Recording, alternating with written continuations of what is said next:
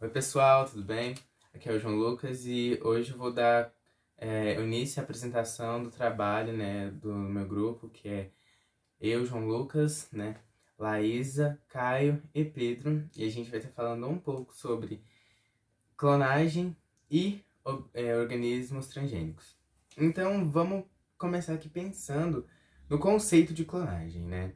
Segundo Herbert John Weber, clonagem é basicamente um conjunto de células, moléculas ou organismos que são descendentes de uma célula que é geneticamente idêntica à célula original.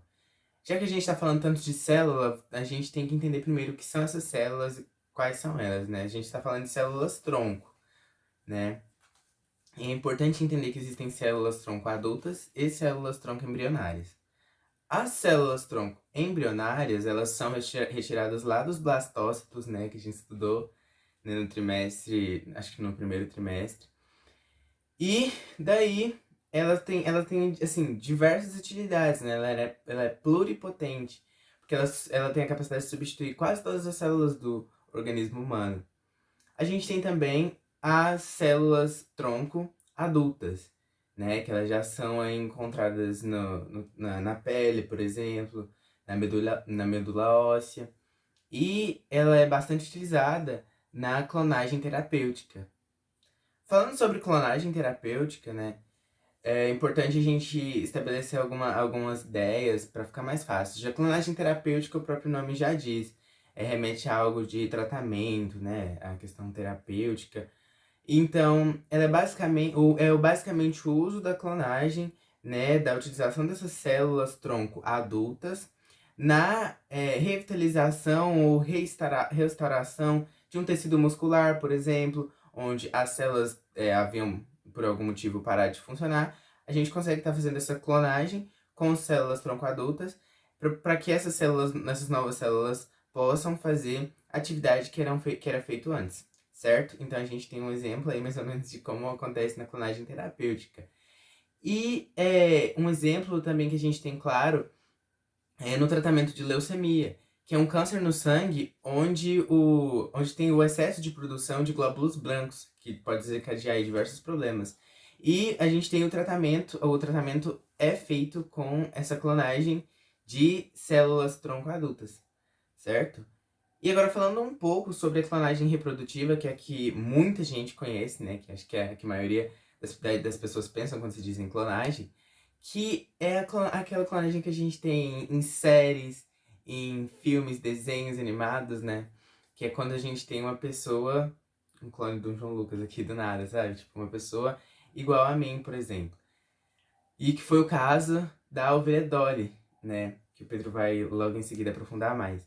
Então a clonagem reprodutiva consiste basicamente na criação de um indivíduo com as mesmas características, né, aparentes, inclusive, do que o indivíduo original. E um exemplo de uma clonagem por exemplo, digamos que você tem o seu cachorrinho e ele chama Fred. O cachorrinho Fred, você quer fazer uma clonagem dele. Um clone dele, né? E aí, a gente vai precisar primeiro de um óvulo. Esse óvulo vai ser retirado de uma cadelinha, né? E daí a gente precisa retirar deste óvulo a parte, o núcleo que no caso seria haploide, desculpa. A gente vai tirar desse óvulo o núcleo haploide dele, né? E vamos pegar uma célula, pode ser do tecido epitelial do cachorrinho Fred, e vamos tirar o núcleo diploide dessa célula, certo? E vamos colocar no óvulo. Então aqui a gente fez um zigoto, certo? A gente vai ter um zigoto sem nenhuma fecundação. E aí vai ser preciso agora que esse zigoto passe por uma gestação. Então a gente vai pegar uma cadelinha para ser a barriga de aluguel, né? E após a gestação, a gente vai ter aí um clonezinho do cachorro Fred. E foi basicamente isso que aconteceu com a ovelha Dolly. Só que para ter acontecido com a Dolly, foram mais de 276 tentativas, se eu não me engano.